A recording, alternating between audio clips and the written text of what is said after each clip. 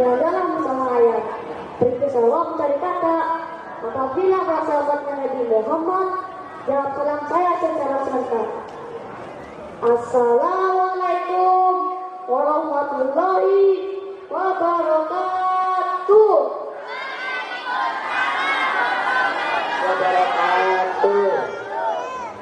Bismillahirrahmanirrahim. Alhamdulillahilladzi an'amana bi nikmatil imani wal Islam. Allahumma sholli ala sayyidina Muhammadin wa ala ali sayyidina Muhammad.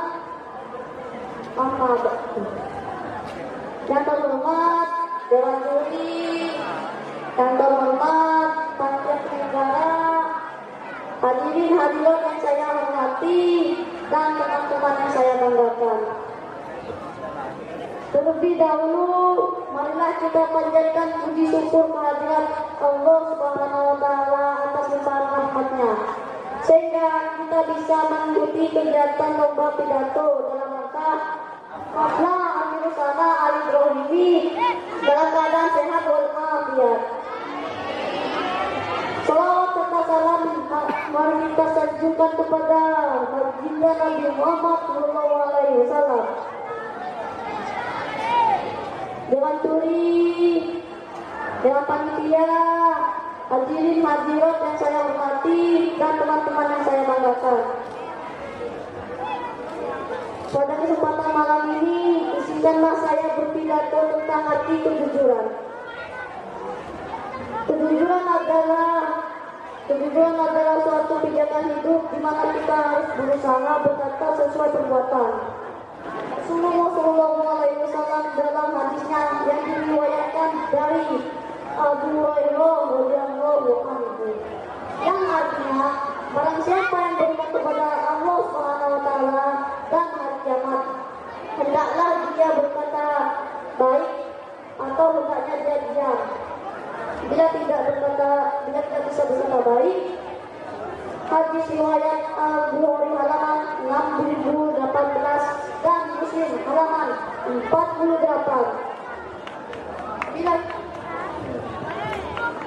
Bila kita berkata baik, maka orang lain rasa dirinya tidak dibohongi. Namun sebaliknya, kita tidak jujur, maka orang memudahkan sikap saling percaya. Hai teman-teman, betul tidak? Demikianlah yang dapat saya sampaikan. Terima kasih atas perhatiannya. Apabila ada salah dalam kata dan bersikap, saya mohon maaf sebesar-besarnya. Jika Tuhan dan kami banyak bermanfaat dengan orang salah, apabila segala kesalahan dari kami hanya benar dari Allah yang Maha Esa. Kalau Tuhan menyebut yes, memang yes. Mau nggak? Orang yang paling bahagia di dunia ini adalah orang seperti apa? Mau tahu? Ada yang jawab, makasih. Orang yang paling bahagia di dunia ini adalah orang yang bisa menikmati setiap keadaan dan mensyukuri setiap kejadian. Dan satu lagi, mengingat Allah dalam setiap waktu. Tapi ketika kita selalu merasa hidup kita menderita, jangan-jangan sebenarnya kita adalah orang yang tidak bisa menikmati kebahagiaan yang lalu-lalang dalam hari-hari kita. Ketika kita merasa hidup kita miskin, jangan-jangan sebenarnya kita adalah orang yang miskin syukurnya. Ujian bukan tanda Allah benci kepada kita, tapi ujian adalah salah satu cara Allah mencintai hambanya. Selainnya dokter yang memberi kita obat yang pahit, Allah juga memberikan kepahitan dalam hidup kita, tak lain hanya untuk menyembuhkan diri kita dari dosa dan menguatkan keimanan kita.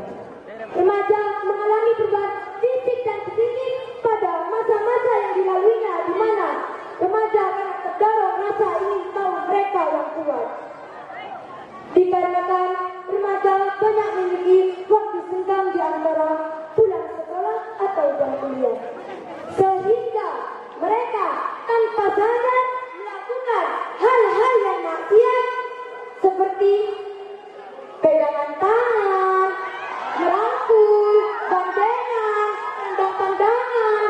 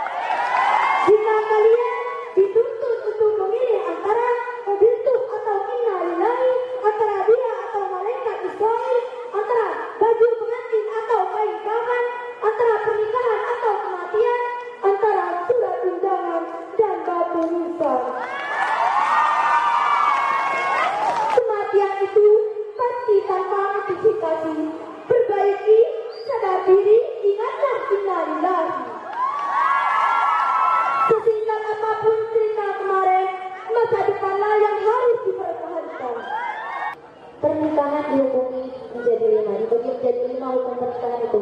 Yang pertama itu adalah mubah, artinya boleh. Yang kedua itu mustahab, artinya dianjurkan. Yang ketiga itu wajib. Yang keempat makruh, dan yang terakhir haram.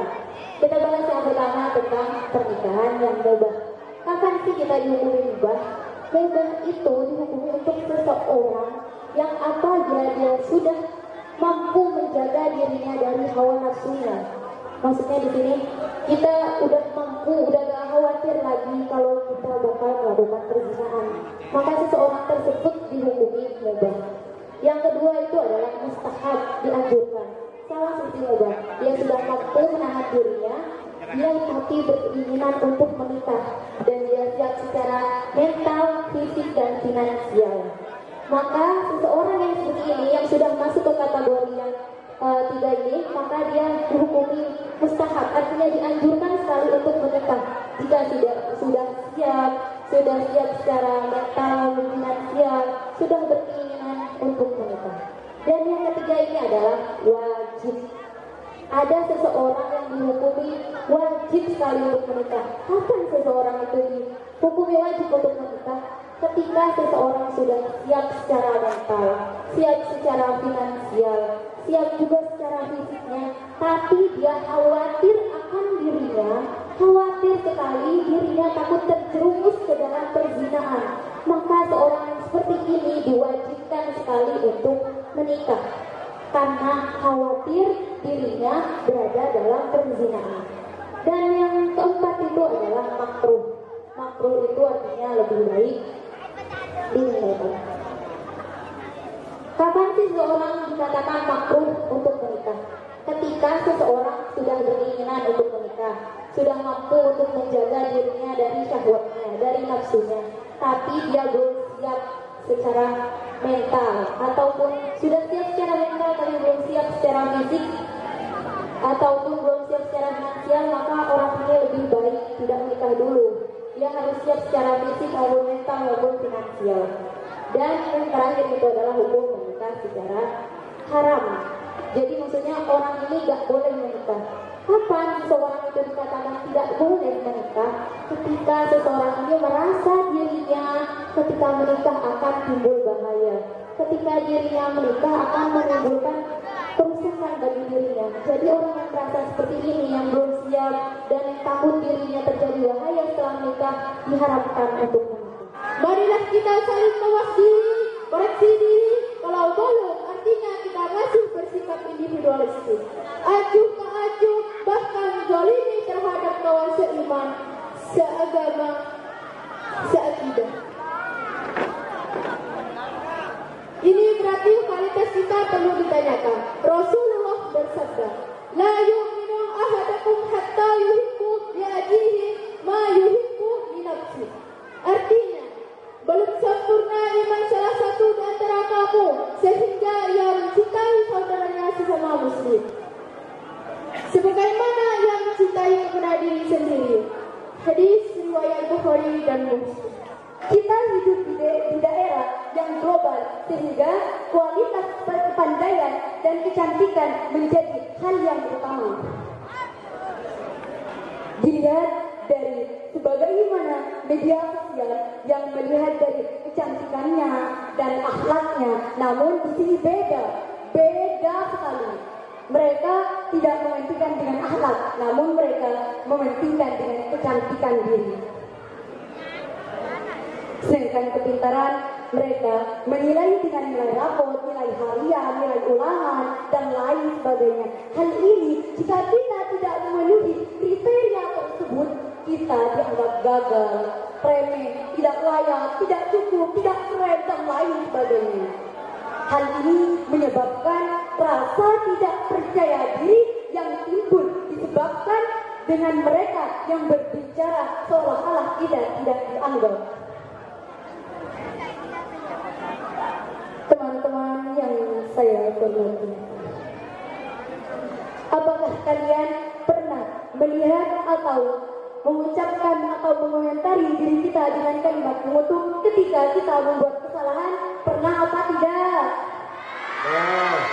Hal ini disebabkan karena rasanya tidak kepedulian kita sehingga adanya rasa insecure yang membuat kita menjadi seperti ini. Oleh sebab itu, marilah kita hargai diri kita, buat diri kita penting karena seseorang akan butuh pada kita. Imam Malik ini katanya ulama, kok senang kepada dunia, kok senang kepada harta. Artinya, di situ ada kejanggalan yang dirasakan oleh Imam Syafi'i, tapi oleh beliau tidak disampaikan. Beliau tetap belajar, berguru kepada Imam Malik, sehingga setelah 3 tahun lamanya berguru kepada Imam Malik, setelah ilmu yang dimiliki oleh Imam Malik sudah dikuasai oleh Imam Syafi'i, Imam Syafi'i berkata kepada gurunya itu, pada siapa lagi saya harus berguru? Dijawab oleh Imam Malik, andai saja Imam Abu Hanifah masih ada, kamu bisa melanjutkan berguru kepadanya. Tapi berhubung beliau sudah wafat, maka pergilah kau berguru kepada muridnya, yaitu Imam Muhammad Hasan As-Syaibani. Beliau adalah orang alim, pergilah kau berguru kepadanya. Hingga akhirnya Imam Syafi'i berangkat ke Irak dengan membawa bekal uang yang jika dirupiahkan itu sekitar 60 juta. Uang itu adalah pemberian Imam Malik. Setibanya di sana, di Irak, Imam Syafi'i kagetnya ditampung. Di Madinah ada ulama yang kaya raya, yaitu gurunya sendiri, Imam Malik. Nah, di sini kok lebih parah lagi ya, kata Imam Syafi'i. Kenapa? Karena Imam Syafi'i melihat Imam Muhammad Hasan As-Syaibani, kalau gurunya itu sedang menghitung hartanya kepingan emas di rumahnya, di ruang tamu bulan itu. Sehingga timbul gelagat tidak senang dari Imam Syafi'i. Ini ulama kok cinta dunianya parah, lebih parah dari Imam Malik di dalam hati beliau. Sehingga gelagat itu pun terbaca oleh Imam Muhammad Hasan As-Syaibani, dan beliau berkata, kenapa engkau tidak senang melihat orang alim atau orang soleh banyak harta? Dijawab oleh Imam Syafi'i, iya, saya tidak suka karena seharusnya orang alim itu tidak tinggal dunia. Dijawab lagi oleh Imam Muhammad Hasan As-Syaibani, oh, ya sudah kalau begitu, biarkan harta ini saya kasihkan kepada orang-orang fasik yang ahli maksiat, biar dengan harta ini maksiat semakin merajalela di dunia ini. Wah, tidak boleh begitu. Terus mau dikemanakan harta ini? Buat kamu saja, kata Imam Syafi'i. Ya sudah, berarti ulama boleh kaya kan? Kata Imam Muhammad Hasan As-Syaibani. Imam Syafi'i pun terkenal dan beliau berkata, iya, boleh.